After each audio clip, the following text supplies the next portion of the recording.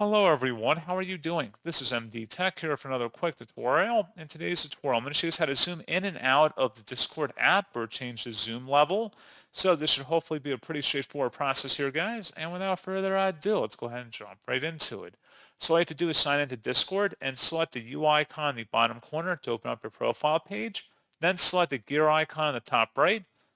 You scroll down on this page underneath app settings and you want to select where it says appearance. And then there should be an item that says zoom level. You can drag it to be more zoomed in or zoomed out, depending on your preference. And then you would select save up at the top to save it. And then that's all you would have to do.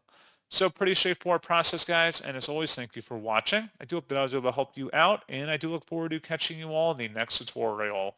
Goodbye.